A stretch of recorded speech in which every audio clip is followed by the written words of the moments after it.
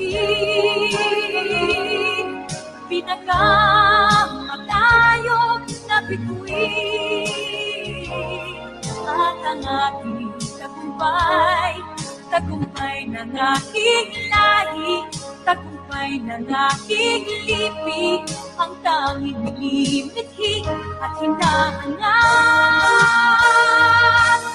Angat ko'y tagumpay natin lahat.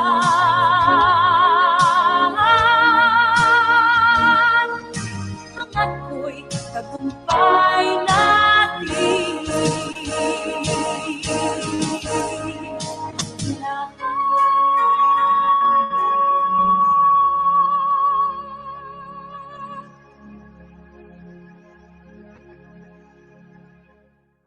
Let us be aware that we are in the loving presence of the Lord. For our doxology,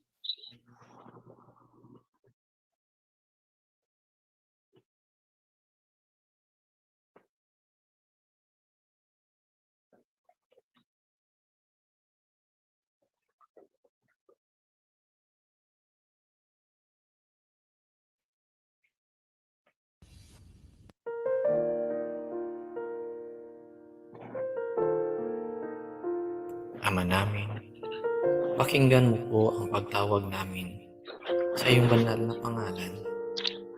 Basbasan mo po ang aming pagtitipon at kami kaluguran mo sa araw na ito.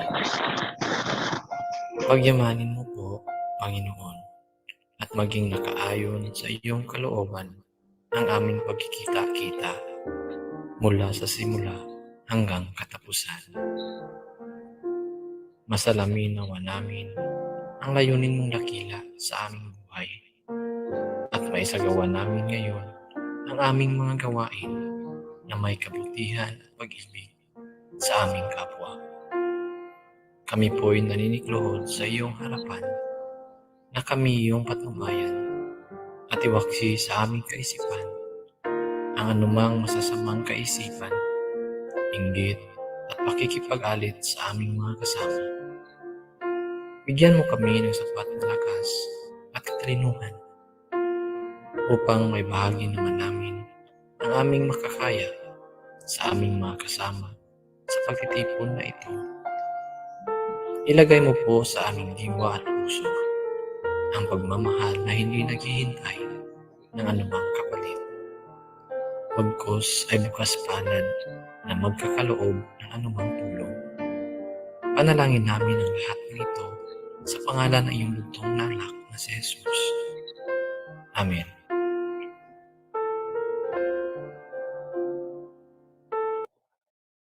amen. All right. So, before we start the webinar itself, the talk itself, so meron tayong few housekeeping notes para sa ikaayos ng ating palatuntunan ngayong araw na ito. So, let's watch together.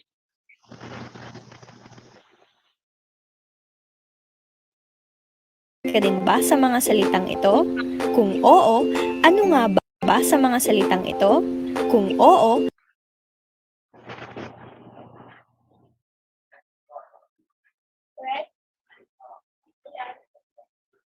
Messenger, Google Meet at Zoom, pamilyar ka din ba sa mga salitang ito? Kung oo, ano nga ba ang mga dapat nating tandaan sa pagdalo ng mga online meetings? Heto ang ilan sa mga dapat sundin. Ihanda ang sarili sa pagpupulong na dadaluhan. Siguraduhin alam ang oras at petsa kung kailan gaganapin ang online meeting. Magsuot ng wastong kasuotan. Iwasan ang mga damit na walang manggas at kung maaari, magsuot ng malinis at mayroong kwelyong damit. Siguraduhin may stable na internet connection, fully charged ang mga gagamiting gadget at gumagana ang microphone at camera. Ugaliin din laging buksan ang camera at i-mute ang microphone kung hindi naman magsasalita. Pumuesto sa isang tahimik at maliwanag na lugar sa loob ng inyong bahay habang nagpupulong. Makinig ng maigi sa nagsasalita at iwasan ang paggawa ng ibang bagay. Ugaliin ding magsulat ng notes upang hindi makalimutan ang mga pinag-usapan. Kung nais magsalita, huwag kalimutang maging magalang sa pakikipag-usap. Magpakilala muna bago magsalita. Maaari ring gamitin ang chat box para i-type ang inyong mga katanungan. At ang pinakahuli, tapusin ang pagpupulong at huwag kalimutang magpaalam bago umalis. Ugaliin lamang sundin ang mga tips na ito upang maging responsable ang ating pagdalo sa mga online meetings.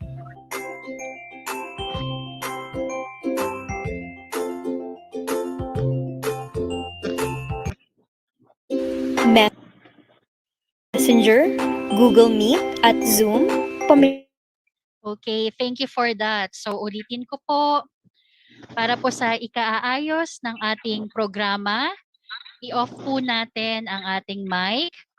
Ganon din po ang ating camera. Lalo na kapag nag-start na po yung ating speaker. And with that, since 3 araw na po tayong magkakasama, sinimulan po natin ito from the family resiliency, na sinundan naman natin ng yung mga cyber parenting. At ngayon po is we are discussing adapting to online learning. Sa view naman po ng expertise na may sa medical field. Pero bago natin tawagin yung ating speaker, okay, since we do the recap, panoorin po natin yung video clip kung ano nga ba yung mga nangyari kahapon. Sir Pao?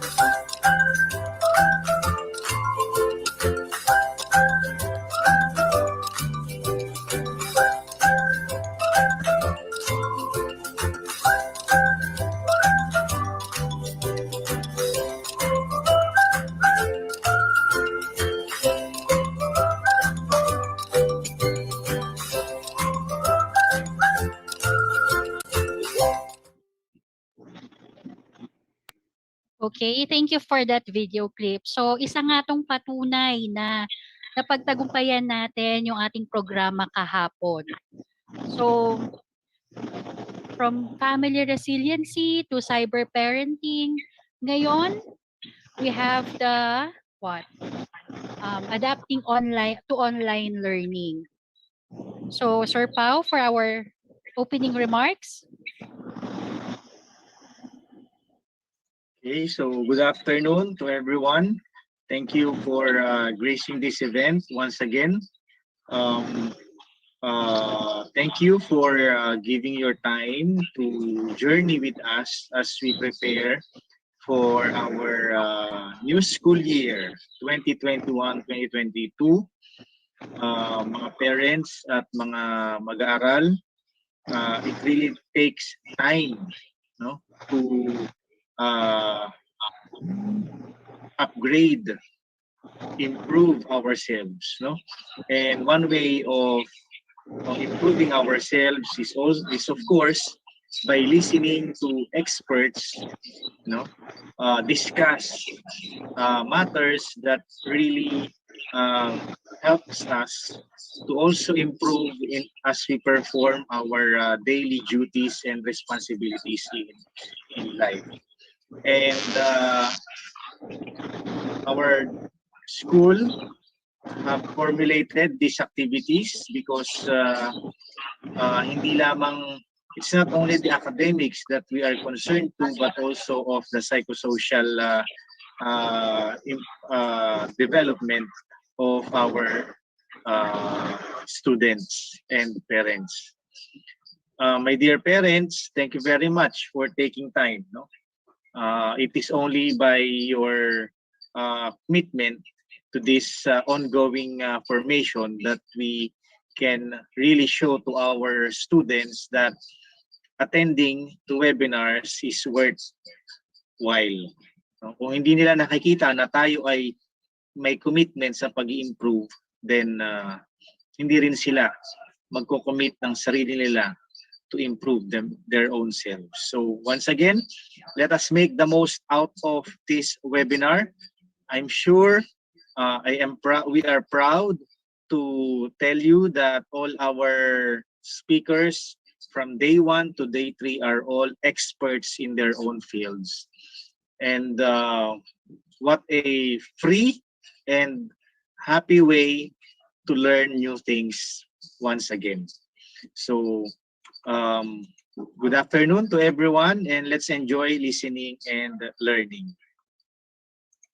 Thank you, Sir Pao. Truly indeed that this webinar series will enlighten each and every one of us, especially in this pandemic na kung saan talagang 360 change tayo everything around, not only in the Philippines, but also as in the whole world. So from our basic routinary way of living Recording in celebration, progress. diba, of a big events, tapos ito na yung new normal natin. So, for now, sabi nga, ang gagaling ng ating mga speaker from day 1 to day 3. So, today's speaker is known for her work as a residency and the Chief of Child and Adolescent Section at National Center for Mental Health, Fellow at the Philippine Psychiatric Association, Member, Philippine Society of Child and Adolescent Psychiatric, Member, a group of Addiction Psychiatrists of the Philippines, Metro Psych Facility, Roads and Bridges to Recovery. We have the Recovery Hub.ph and Bulacan Medical Mission Group of Hospital. So my dear parents, students, together with our teachers and the Bangkal community, let us all welcome Dr. Cecilia A. Tuason. Yes, Dr. Cecil, good afternoon po. Okay, good afternoon. I'll just share my screen.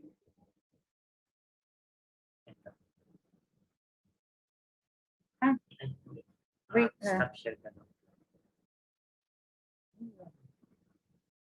Share screen. Nasaan siya? Oo nga, ito nga. Ano yung lumitaw? Wait ha. Ayan, okay. Nawala ulit ako. Ayan. So, good afternoon. Wait. Yan na siya. So, good afternoon to our participants. Wait ha, something is wrong. Okay. So, good afternoon to everyone. Thank you for the organizers of this mental health awareness lecture series. So, today I will be discussing to you how you would adapt to online learning, both on the side of the parents and vis-a-vis the students. But to give you the objectives of my lecture, so I would just like to take you to memory lane, give you an overview of the adolescent stage so that you could connect this to your present behavior with regards to online learning or any other activity that you would be doing. Also, I will give you an overview of the development of online learning in our country and what are the challenges that are faced by the parents and the students in these challenging times, and of course, to give valuable recommendations how to navigate the virtual world. Okay, So the new normal isn't only used in 2020. As early as 2008, during the financial crisis, there was a dramatic change in the economic, cultural, and social transformation, which led to precariousness and social unrest, thus impacting the collective perception and lifestyles. Then, according naman to Roger McNamee, who coined the term, the new normal is a time of possibility that you are willing to play by the rules in the long run. In the new normal, it is also important to do things right than to succeed or than to succumb to the tyranny of urgency. Can you understand? Sorry ha, I'm still wearing my mask pala. I'll just remove this. Okay. So the new normal meant wearing face masks and social distancing. We no longer meet or eat out with friends in public spaces. Ultimately, the work from home is also a new term since the pandemic. And of course, there is a massive change on how the people travel both to the city and to the rural areas in the provinces. So this is how it looked like during the early months of the pandemic. Everybody was you hoarded, you grocery items, you go overkill in protecting yourselves from the virus. Okay, so to give you the overview of the adolescent stage, I understand that this group is composed of parents and students from grade 9 to 10. So you should remember that the adolescent stage is divided into three phases. So you have the early phase, which is 11 to 13 years of age, the middle, and 14 to 15, and of course, the late adolescent, 16 to 18 years old. So we would now look into the attributes or what is common, the commonality of adolescence in the middle and the late stages of adolescence. That would cover the physical, intellectual, the body image concerns, autonomy, peer group, and of course, your your identity development, which is one of the tasks of the adolescent stage. Okay. So I will just be touching on the middle and the late because I have given already the early adolescent stage earlier in the day. So when you enter middle adolescence, the physical growth, there will be, of course, the maturation of the secondary sexual characteristics, so about 95%, so almost adult level. And eventually, the physical maturity and the reproductive growth will level off up to the late adolescence. With regards to the intellectual cognition, whereas before, you have concrete thinking. Ibig sabihin, kung ano lang yung andan, literal na interpretation mo. But eventually, as you enter mid to late adolescence, your abstract thought is already developing continuously. You also, but in cases that you will be under stress, may tendency ang bata to go back to the previous concrete level of thinking. Okay? In doing things or in doing how you deal with people, you are now able to determine the cause and what would be the effect. Okay? And of course, you are all still highly absorbed. But you eventually begin to question. Parang you question the philosophies in life. And you also begin to think at this stage na magplano of your future. That is why the K-12 program, di ba? You are already geared towards taking tracks that eventually would lead to your chosen goal or what you would want you to pursue later in college. However, with regards to autonomy, so autonomy is self. Ibig sabihin, patungkol to sa sarili is how you handle yourself, making decisions. But with regards to having autonomy later on, you would still have conflict with your parents, also because of the generation gap, or pwede rin namang talagang you cannot meet or you could not compromise. But eventually, there will be emancipation. lalo na kapag pa-college na kayo. But at 19 years old, you are already considered a young adult. You are no longer an adolescent. Okay? So with regards to body image, though there is less concern about physical changes, however, there is increased preoccupation in personal attractiveness.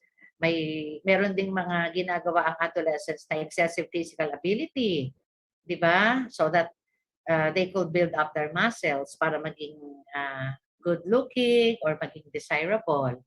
And usually by this time, kung successful na nakuha ng bata yung mga kailangan niyang task na tapusin, usually healthy late adolescent will have a healthy comfort and healthy body image. So that would contribute to a high self-esteem. Kung maganda ang tingin mo sa sarili mo, then hindi ka may insecure and you will feel confident.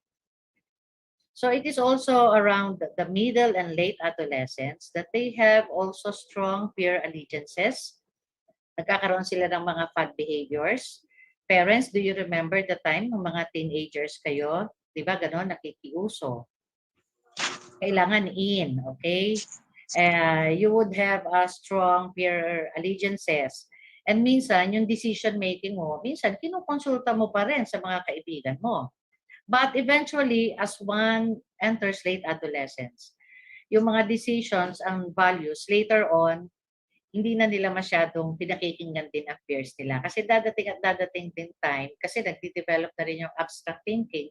So, nare-realize din nila yung wisdom na sinasabi ng mga authority or parents. Of course, this is also the stage that an adolescent will experiment. Usually, sex, drugs, with friends, and may engage in risk-taking behavior. Kaya nga we always say to our patients and to the parents, remember, the adolescent brain, we're only up to 18, the cutoff. But the adolescent brain still continues to mature up to 25 years of age. Kaya I always tell also my patients and their parents na if one adolescent will continue to experiment and eventually become addicted to illicit substances, walang kapupuntahan yon because you are just adding insult to the brain. Nag-grow pa siya. So, ang nangyayari, mas hindi siya magiging okay. Okay? And of course, identity development. In earlier, you would question, who am I? But eventually, as you enter late adolescent, anong mangyayari? You already pursue realistic goals. That's when you realize, ayoko na yata mag-college. Mas gusto ko na yata mag-business ako. But remember, all things should be compromised. All things should be communicated with your parents because we will still be putting a premier on getting the best education for you. Yun ang role ng mga parents to support whatever endeavor the child would want to go into. Okay? So, what I would want you to realize is you should have all these competencies. You should be able to communicate and express yourselves. You have a good, solid identity and a high self-esteem. You have leadership and you could influence others. You are good in problem-solving skills and managing conflicts. You are able to cope with stress and you are able to manage emotions. You are able to play cooperatively with other peers and actually be part of the team. You should be able to show empathy and respect. And of course, the critical thinking, the abstract thought, and the decision making is already developed. And at the same time, you still find to be resourceful, innovative, and creative. Okay, so this is just to show you a picture of students. This is in India, having classes in a makeshift classroom, but this is face-to-face. While on the right, your right side will be an adolescent who's trying to do online distance learning. Okay, so according to UNESCO, the discrepancy between the low socioeconomic families versus the high socioeconomic families. For those who are, ang mas nakakalamang talaga is what? Of course, those who belong to the high income countries and families, di ba? They have more access to online classes and they could avail of the use of social media through education programs and TV. Which I think in our present situation, we are partly or still many years to achieve this para fully set up na. Because remember, not all have access to internet. Okay. So the next slides, I will be showing to you the different types of learning. So this is pre-pandemic. We do it face-to-face. So it is a learning delivery modality. Now there is physical presence of the teacher and the students in a classroom setting. So the ideal is you have a classroom which is situated in a school building. The face-to-face gives opportunities for active engagement.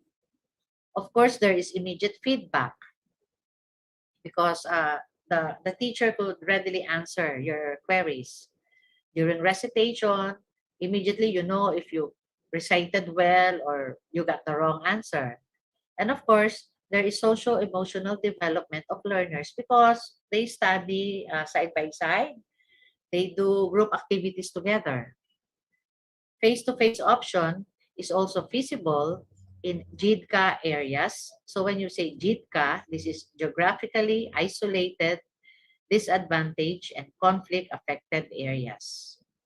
So you probably know, ito yung halimbawa, yung talagang may mga provinces or municipalities na halimbawa maraming FTA doon, the peace situation is not that good. So yun yung my example. And of course, even with the pandemic, as long as there is no history of infection, there is a contact tracing, and the teachers and the learners are just within the vicinity of the school. Pwede siguro yon, it is feasible. However, with face-to-face consultation, andun talaga yung proper risk assessment.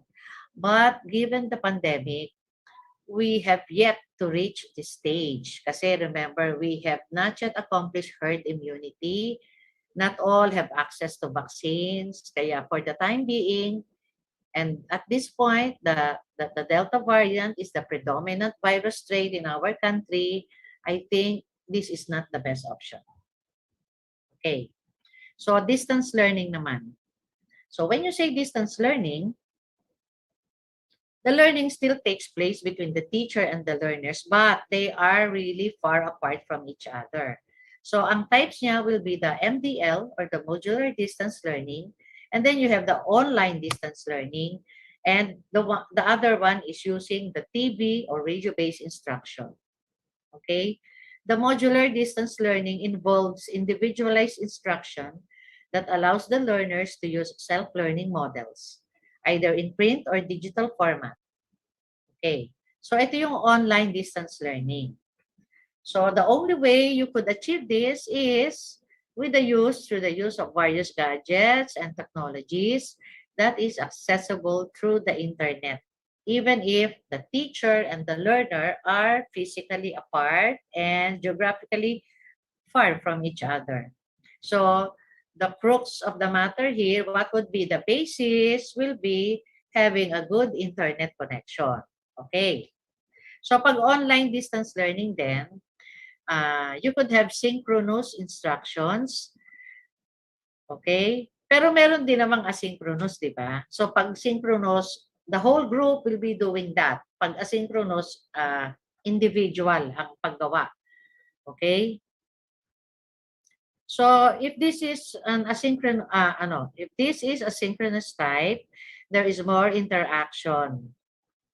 Okay? When the instruction is synchronous. The learners may also download the materials from the internet They are able to complete and submit the assignments online and, of course, attend webinars and virtual classes. Okay. What about the TV and radio-based instruction? It utilizes the SLMs converted to video lessons, which will be submitted and converted to radio scripts or television-based instruction. So the distance learning modality is most viable for the independent learners and learners supported with supervision of the parent or the guardian. However, if one is not capable of independent learning, that would be another challenge. So, the other mode of learning will be the blended learning. So, pag sinabing blend, is the combination. So, the blended learning will combine face-to-face with any or a mix of online distance learning, modular distance learning, and TV radio-based instruction. The blended learning will enable schools to limit face-to-face learning. It would also ensure social distancing. And of course, it would decrease the volume of people going outside of the home. Critical for the implementation of the blended learning is the production of the needed teachers and learners learning materials. Okay? And then, the last, I think, is the homeschooling. So pag homeschooling naman, the guardian or the qualified parents or the tutor actually undergo relevant training para makapag-homeschooling yung mga children nila. Also in homeschooling, ang nangyayari, nagiging within the family lang. So it allows the family freedom to educate according to their personal faith, philosophy, and values, and to adjust learning schedules around family schedules and circumstances. However, although some have already done homeschooling, di ba? Kasi this is an alternative instead of doing the physical. But even before the pandemic, pre-pandemic, I know there are schools that already offer this homeschooling program. Okay? So the effect will essentially be both on the students and of course the parent. Usually it's the mother whom we anchor all our needs. Kaya nakita nyo dito sa picture, this is a mother who is multitasking.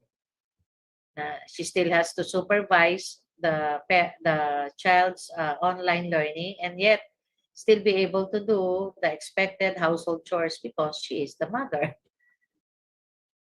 Okay. So what are the pitfalls of doing online and having screen time? So parents may not actually always know what their children are viewing. Kaya nga we always say na wag niyong gawing yaya yung mga iPad, yung mga cellphone. Diba? Kasi what happened during the early child rearing, because of even before the pandemic, what happens is the child is left to his own kasi bibigyan lang siya ng gadget, okay na. So, yun ang naging effect. There are children with a lot of developmental delays. But that is another topic altogether. I would like to emphasize here na these children will either be exposed to violence and risk-taking behavior. Some may view videos of stunts or challenges that could actually inspire unsafe behavior. Some may view those with sexual content or mga videos that would have negative stereotypes of other people. Others may view videos na trivializing or commercializing substance use. They could either also be bullied online. And of course, yung mga predators, di ba? Some would actually pretend that they are children, but actually these are already predators. So there is also the risk for that. And of course, advertising aimed at the child and other misleading or inaccurate information. Okay. On the other hand, on the children's spectrum naman, too much screen time may lead to sleep problems, lower grades in school. A lot of them don't read books anymore. They have less time with family and friends because most of the time they are glued to their cell phones and to their iPads. And because they don't have enough outdoor or physical activity, they could have obesity or weight problems if you are always in front of the TV, if you're always in front of the gadgets, then you could present mood problems. Others may have poor self-image issues. And others naman would fear of missing out. Ito yung term ng mga teenagers, FOMO, fear of missing out. Yung bang may na-miss ka ba dahil lang because you were not able to log in? And then less time learning, other ways to have relax and have fun. In another study by PAPAS of the American Psychological Association, they found out that youngest children do not really learn well from screens. Kaya nga there is a recommendation on the amount of screen time that may certain ages that they would have the allowable screen time. For teenagers, it's actually only 2 hours a day. But we are talking of yung screen time na you are doing something else instead of doing the online class.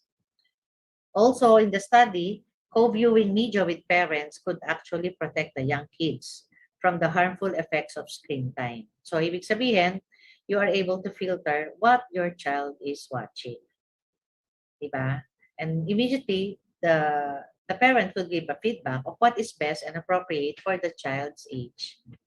Of course, TV or screen viewing is also associated with development of obesity and meeting sleep, screen time, and physical activity guidelines is associated with best mental health outcomes. So there has to be a balancing act na hindi ka sleep deprived, and then you are also targeting or focusing on the physical health of the adolescent, and of course, kung okay yung physical health mo, okay yung sleep, appetite, and then you have exercise. So that would be a protective factor para a child would have a good mental health outcome. So I would just like to mention here, although biologically, so this is the boom of using screen time. These children could actually develop and improve motor skills and coordination. Okay? Psychologically, they could do their homeworks faster, they could do their research, and they could avail of the supplementary reading materials. For the social, we have all the platforms, kaya communication is either through text messages and the use of social media. So what other platforms do these adolescents use? I think the first was Facebook, then Twitter, then nagkaroon ng WhatsApp, may nagkaroon ng Instagram, di ba? Then lately, I think it's Discord. So this is what the students use when they study as a group. But although you could develop maganda nga ang coordination and motor skills mo, but eventually too much screen time would also result into retinal damage. You could have blurring of vision. You could have neck and shoulder pains because of the poor posture and the long hours that you sit and you are glued in front of the screen monitor. There could also be sleep deprivation and, of course, the previously mentioned obesity. Now, how to mitigate this? This was the recommendation by the American Association of Ophthalmologists. This is the 20-20-20 rule. So whether you are doing online learning or you are doing games or just browsing the net, Instagram, nagtutweet ka, you should pause every 20 minutes by looking at an object 20 feet away and do stretching of the back and legs every 30 minutes. You should also be hydrated. So, talagang may water ka sa'yo. not necessarily avoiding snacking ha. Ibig sabihin, yung iba kasi, adolescent, they just eat and eat without really understanding yung food na nilalagay nila sa katawan nila. Pwede ka pa rin mag-snacking, yes, why not? But of course, dapat may healthy options ka. Then you should plan a physical activity each day for at least an hour. And before going to bed, you allow a screen-free period for at least 30 minutes. Okay? In another study by Wilson, although this is much, much older, it was found out that media influencing children depend on the content that children find attractive rather than the amount of screen time. Okay? So, ang sinasabi natin dito, when you have news, what is important is the content or the substance kasi that way you could delineate if this is misinformation. And of course, the children, while watching, could also learn about the ranges of emotions because this is what they see in the main characters of what they are watching. So that means they are able to practice empathy. They are able to put themselves like in the shoes of that particular character. Okay? So I would like you to remember these three. There are 9 themes of digital citizenship. Ibig sabihin, meron din pala tayong rules and etiquette with regards to going digital. Pero ang first three nyo lang natatandaan will be to respect, to educate, and to protect yourself. Okay? When you respect, you have full access to the digital world, to the virtual world. But you should remember that if you gained access, there are etiquette, there are rules, and of course, there is the law that will protect you from cyberbullying or ikaw mismo if you are doing something else to another person. Then you have to educate yourself. Kasi because of the pandemic, everybody's doing online. Lahat ngayon online na. Before, di ba, there was yung mga carousel, merong, basta maraming mga platforms noon. May eBay, may Amazon, but now everybody is into digital commerce. Ma-Instagram, may nagla-live selling na rin. Ma-Facebook, may nagla-live selling na rin. And of course, digital communication, so electronic exchange of communication. But it is important that you should, which is the next, which is protecting yourself. Remember, meron pa ding issues of confidentiality and privilege communication with regards to the digital communication. And of course, literacy. It works both ways. The child may not be technologically inclined. Tapos yung parent hindi rin. So I think both should be educated on how to use the digital platform. And of course, you protect yourself because we have our own rights and responsibilities. There is also such a thing as digital health and wellness. Kaya nga, you should be worried or you should be aware of whatever body aches or pains that you are having because of too much screen time and doing or anything else that you do aside from online schooling. And of course, yung security or the self-protection.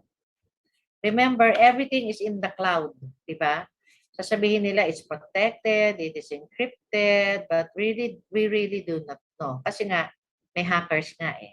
So, it is best for us to stick to this.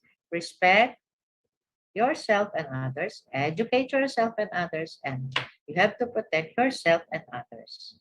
So, this works both ways, parents and students alike. Okay. So, for both to be competent, okay, and to be able to navigate the digital world, the competencies for both parents and children, so you should search, evaluate, and manage the information. And after gathering all this information, you are now allowed or you are able to interact and share the information, and you could collaborate this online. Of course, it's also nice that you could develop and create content that is appropriate to the child's age. And with this, you also use safety and protection features. Am I going too fast or okay lang po? Okay lang po, Doktora. Okay. So this is just to show you what are the rights or what a good digital citizen should do. So you should protect private information, not only for yourself but also for others. Kaya kami, when we do medical certificates or a patient would ask, we tell them, you need to get this personally because you have to sign. Kasi kung mas pangit kung dadalhin mo lang through email. Although when we do online consultation, ganun din, we give the prescription online pero it's really protected. So alam mo na hindi basta-basta mabubuksan. Then you should practice to be safe online. You balance the time that you spend online doing online schooling and doing social media. You should carefully manage your digital footprint. Diba? Kasi kung sa hard copy may paper trail, natitrace din yan sa yung digital footprint. Kaya nga meron na tayong there are people na talagang yun ang trabaho nila to code and then to encrypt and yung isa naman is to hack the information. So yung importante, you do not leave the digital footprint. Of course, you need to respect yourself and others. Kamukha nung 9 rules kanina. Then you should stand up to cyberbullying and be aware if it is happening. So you could already make a stand. You should be able to assert yourself. And you also respect copyright and intellectual property. Eh, di ba when we post, minsan nilalagay natin CTTO. That is credit to the owners. Di ba? Remember, yung plagiarism, that would still be a problem. Kasi kahit online learning ka, di ba pwede pa rin mag-cheat? Kaya nga ang ginagawa nila pag-exam, because I know, because I had the exam myself. You have to have another camera sa likod mo so that the proctor could be able to view you na ikaw talaga yung sumasagot. There's nobody else in the room. Okay? So next. So, if you are Instagram or Facebook or what else? Anyway, before you post, this is the acronym THINK. Is it true? Is it helpful? Is it inspiring? Is it necessary? And lastly, is it kind? So, let us not be bearers of fake news. Kaya nga sabi ko sa previous slide, you should be able to search and evaluate. And you should be able to understand any information, any misinformation. So this is like if you are telling lies, diba? So Pinocchio grows his nose every time he tells a lie. Okay?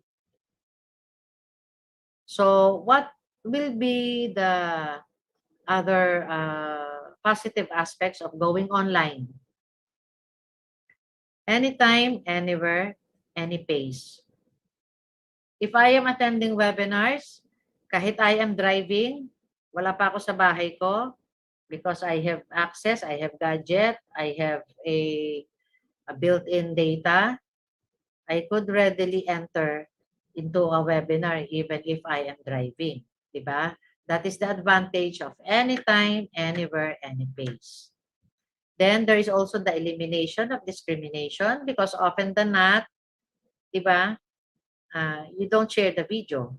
I mean, you don't open your video. Sometimes it's just your name or it's just your picture or a representation of your profile picture. However, so it lessens the discrimination. But sa online consult namin, our profile pictures are posted in the digital platform. And of course, having a good internet connection will give you access because everything is on the internet, unlike before. It's so easy to learn about history, Kasi lahat nasa internet na. You don't have to go to the library and borrow those big, thick hard copy book-bound books, di ba? Okay? And of course, for the negative aspect, not all of us have access to virtual learning. It's either there is no service provider in the area, you don't have a gadget, you don't have electricity. Kasi di ba remember, there are some municipalities na wala pa rin electricity. So kung wala ka electricity, paano ka makakapag-internet and everything? And of course, technical literacy, which works both ways for both student and teachers. Okay? And also the parents, di ba? Remember, yung mga bata ngayon, they are all very good in technology. Ang bilis nilang manavigate how to use the cell phone, how to go into several websites. They are very good in doing PowerPoint presentations, okay? And of course, the other undesirable thing that we don't want is the students are easily distracted. Okay?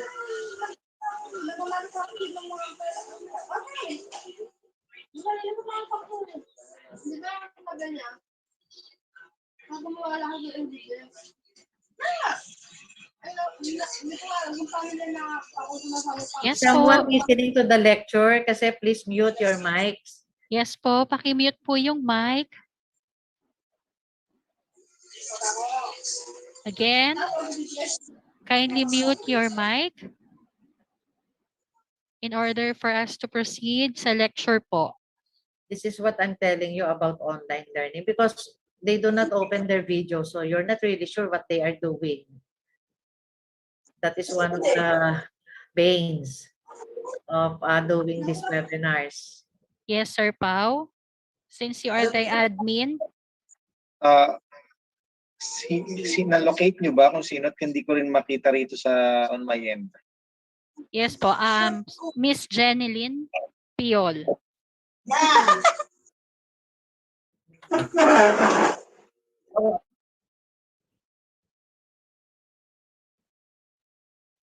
Okay na, sir? Yes, it's okay na. Okay, thank you po. Thank you. So there is lack of human interaction in the learning process as opposed to having a face-to-face or physical setup in a traditional classroom. These are still findings from other researches. Of course, there is a naturalness and the results of the online learning. We all find it difficult. It is really very difficult and nakaka-pressure talaga. Because ideally, di ba, you know that you're supposed to study, you're in a classroom while inside a school building. But now, di ba, ang hirap. You need to have a safe place. You need to go to a place na talagang there is privacy. There are no background noises. So, yun yung mga irks na that should be addressed by both the parent and the students. And of course, the lack of face-to-face interaction in online learning space and process appears disconcerting even to the educators and learners alike. Remember, it is not only on the side of the students that they are having difficulty. Even the teachers, imagine all the work that they will be doing kasi everything will be online. They need also to prepare these modules. They need to prepare this you need to when you are giving exams, di ba? It's still you will answer the Google Docs form, yung mga ganon. So kahit ako nagpaturo din ako nun kung paano sagutan yun eh.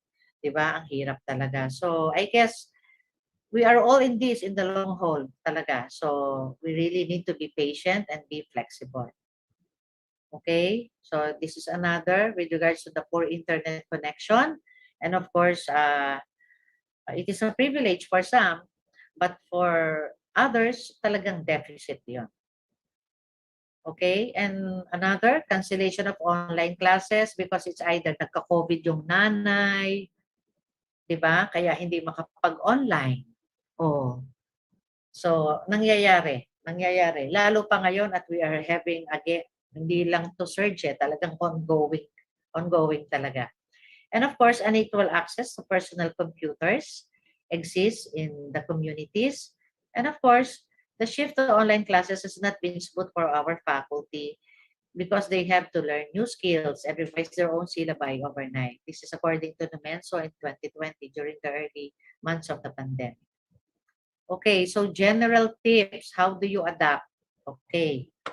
So sa mga parents po, you should make sure na there is really a physical, clutter-free working space for your children para ang focus nila andon sa pag-aaral.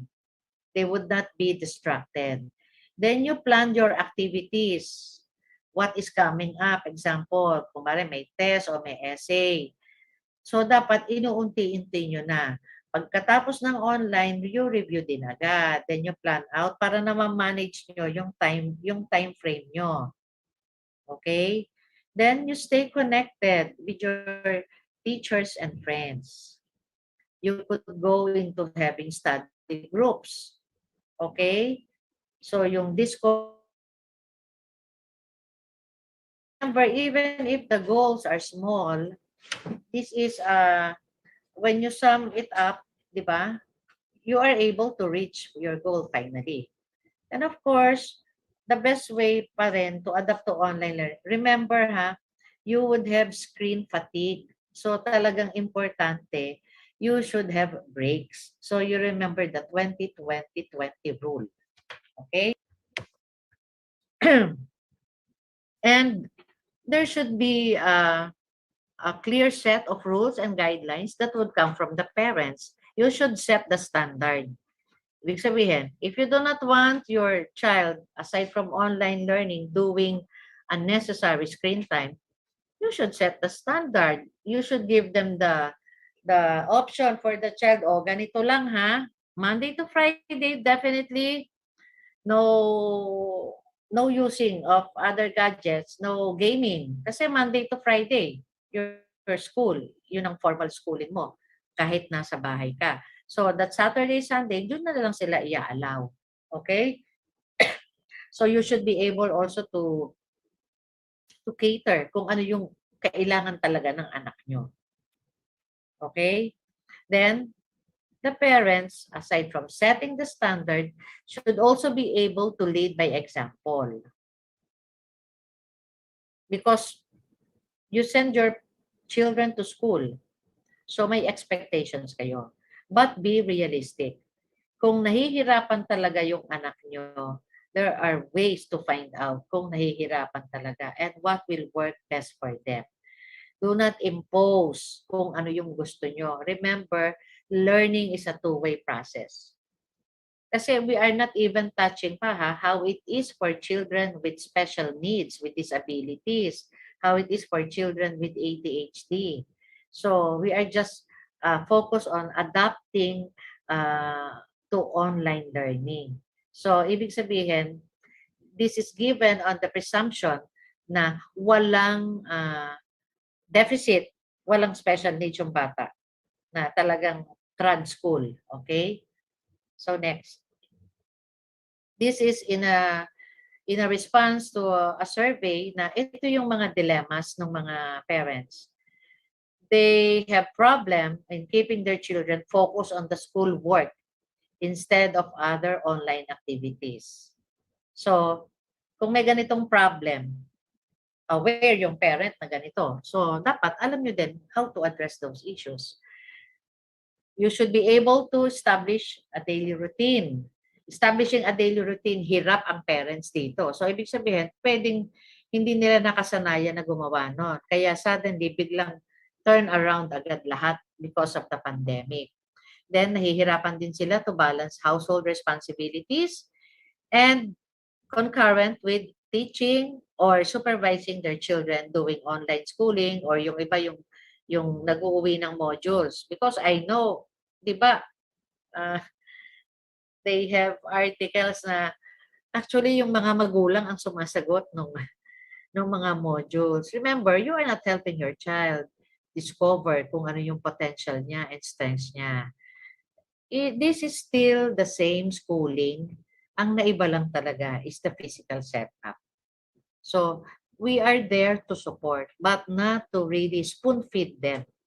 Kasi hindi naman ganun sa school eh. Kasi hindi nyo matuturuan ng mga anak nyo na matuto on their own if you do not allow them to make mistakes. Because ang gagawin naman natin is you should point out their mistakes and eventually rectify and teach them how to do it properly for them not to commit the same mistakes. Okay? Some have difficulty establishing a wake-up and bedtime schedule.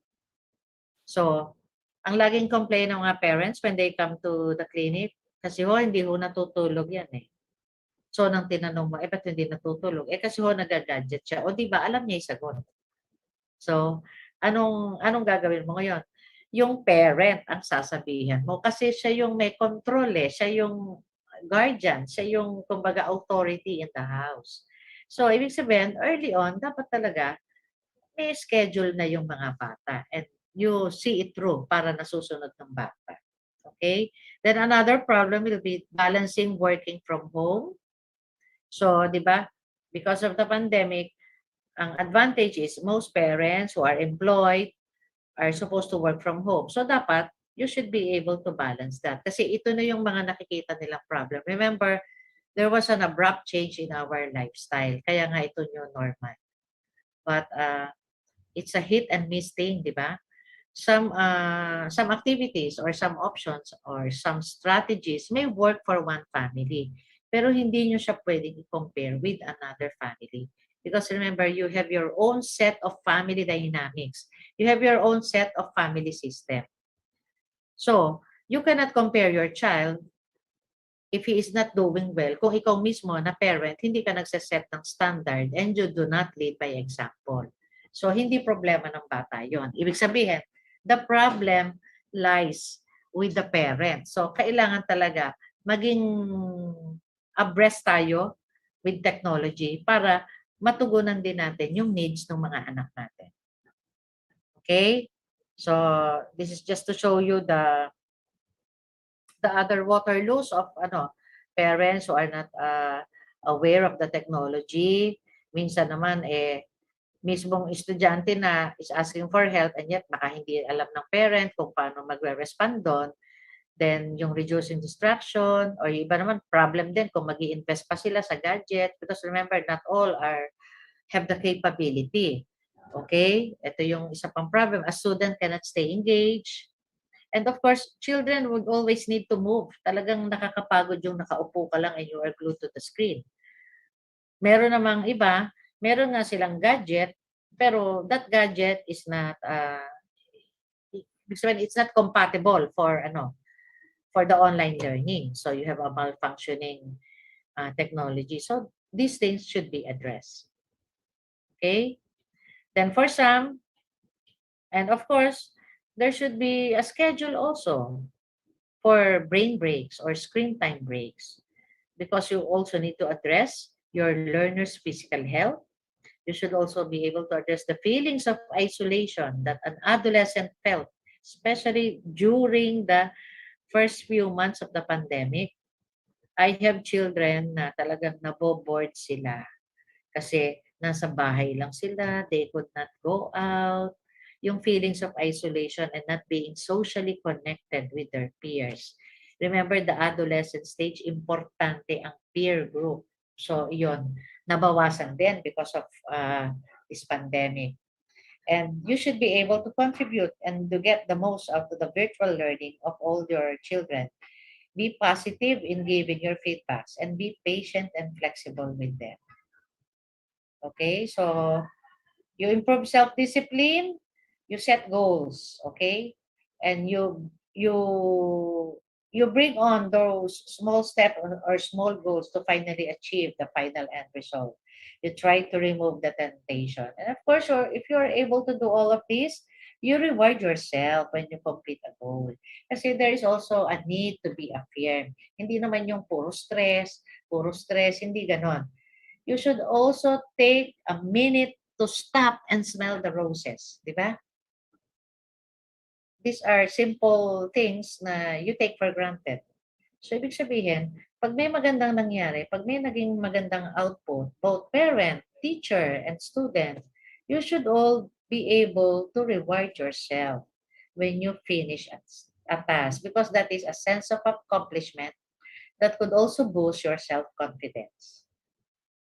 So, I think this is the third to the last slide. So, psychological first aid, this is used for yung mga situations na there is severe trauma, disasters, mga critical incidents, like example, yung Typhoon Yolanda, yung mga ano.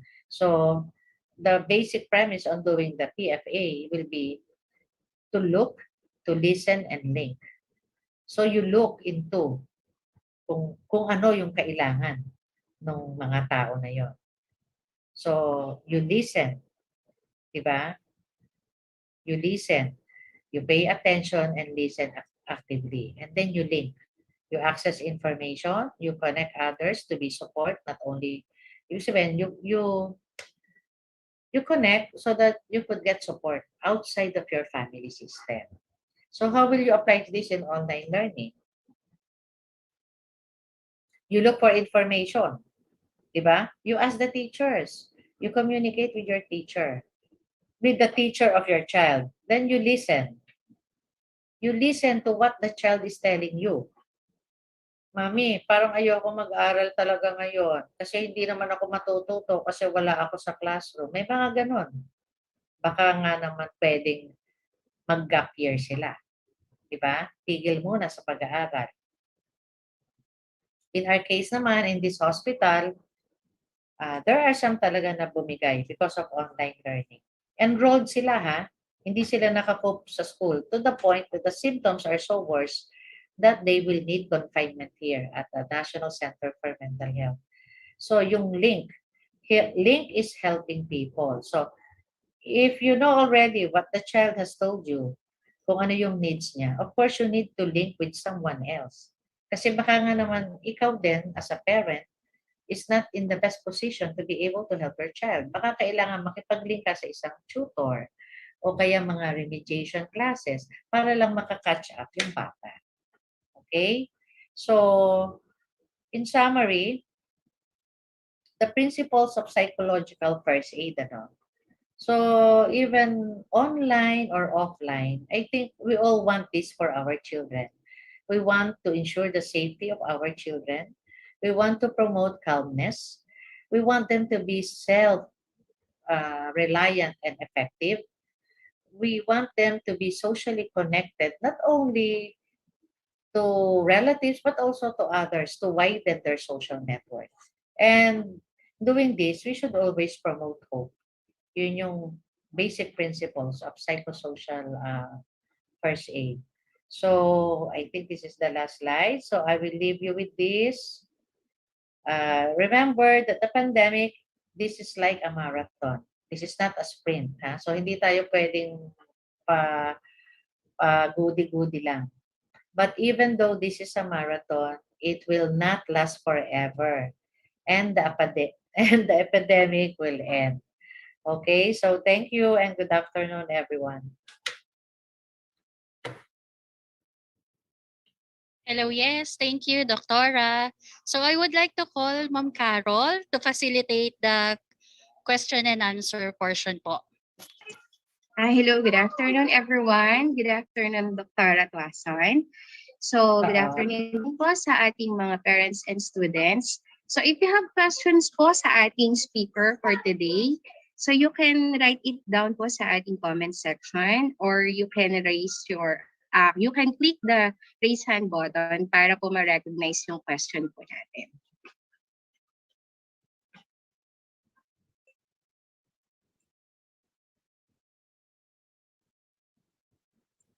Okay, for now, wala pa pong tayo natatanggap na question. Pero meron po tayo dito comment po from Ma'am Kathleen Lumibaw. Thank you, Dr. Tuason daw po.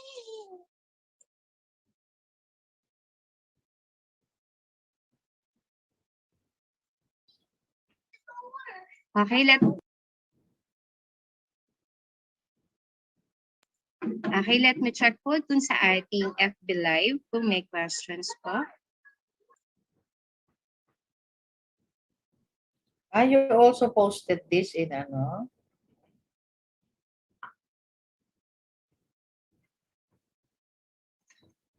Yes, ma'am. We coordinated with our barangay community. They will be the one to sponsor the sharing to FB Live so that we can reach many people, like especially our students and our parents. Okay.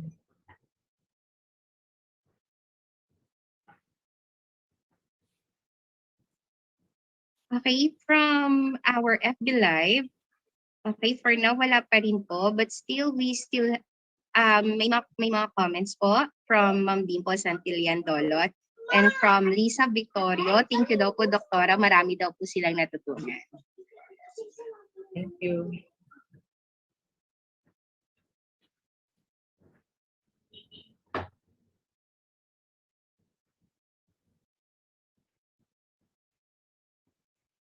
Hi. So I'm excused. No more questions. Baka nakatulog sila.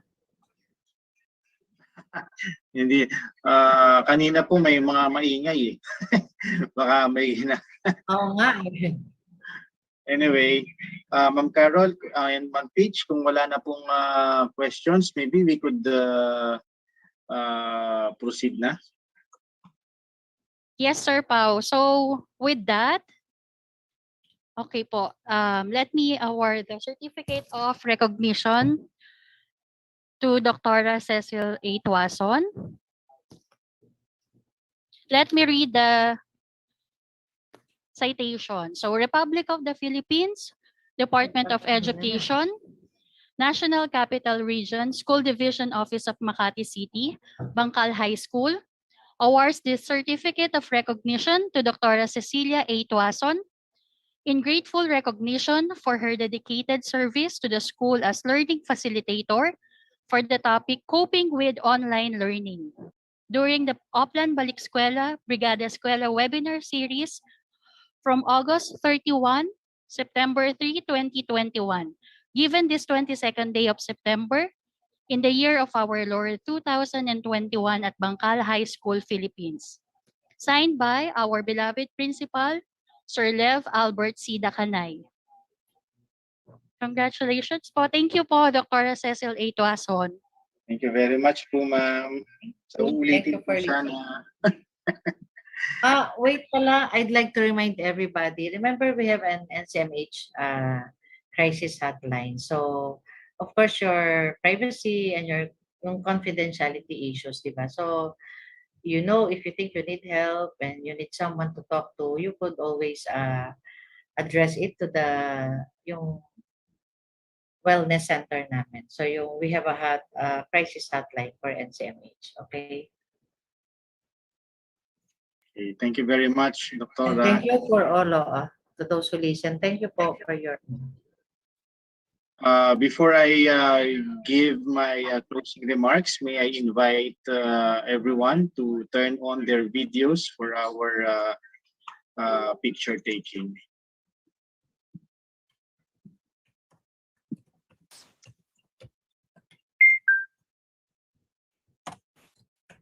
So, mga gising pa po sila, Doc. Kasama po nila yung mga mamis nila.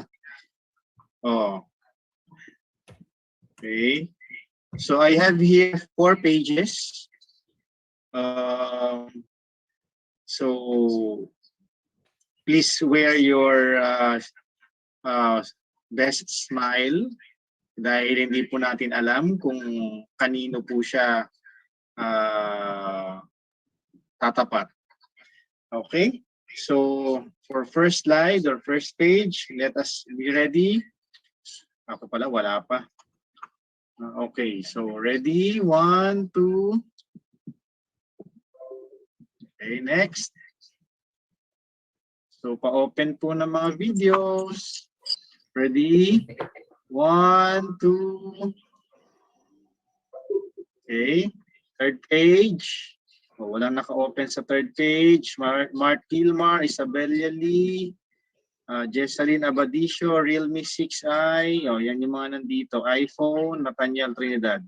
So, ready? 1, 2. And last page. 1, 2. Okay. So, once again, maybe we could turn on our microphones and iparinig natin kay Doktora yung ating palakpak para sa kanyang napakagandang presentation. Thank Para you. malaman ni Doc, nagising kayo. Thank you po.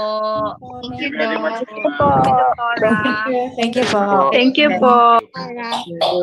Okay, so Doktor, marami pong salamat. And my dear parents and students, we are about to, tomorrow will be our last webinar.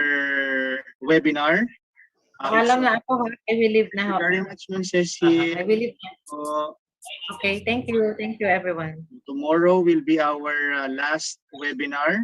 It's all about Google Classroom. We'll be taught on how to navigate the Google Classroom, the application, the software that your children will be going to use for this school year. No, at least you know when you will intervene kung hindi sila nakakapag-submit ng kanilang mga requirements, no? So we will have our, no? Again, same time, sana po you invite more. We will check your attendance and your evaluation forms. The reason why we would like you to fill out our evaluation form is that we believe that we have room for improvement. We believe that we always something to improve. Deliver our webinar. Naman, we started on time and we will end earlier than usual. So we are trying our best to make our webinars professionally manned. No, hindi lang tayo basta-basta. We respect your time. That's why we start on time, also end on time. We value your presence because we know that you also have other things to do. But still, you choose to be with us. Kaya nga po, invite other parents and students. Tell them that marami silang matututunan sa ating mga webinar series na very practical as we face the new school year. So marami pong salamat, Ma'am Peach, for the last for the last time. You may remind them again. Thank you.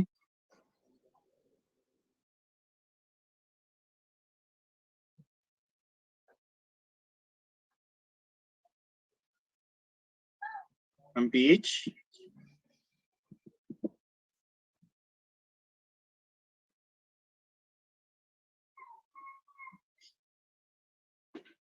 But anyway, sige. Maybe baka mahina ang signal ni Ma'am Peach. Anyway, so we will see each other again tomorrow, and by next week again, we will have the orientation of parents and students. That's the most important webinar that you have to attend to because you will all the policies that concerns you as a parent and as a student will be discussed during the said webinar. So para hindi kayo maraming tanong sa mga bagay-bagay, malaman ninyo yung mga policies ng school, ng ating DepEd, pagdating sa mga online learning, sa mga modular learning, doon nyo po malalaman at doon din po kayo magtatanong pertaining to your questions pertaining to different aspects of our delivery of education. So see you tomorrow and see you still next week. And I will end this Zoom meeting in 3, 2, 1, 0. Record.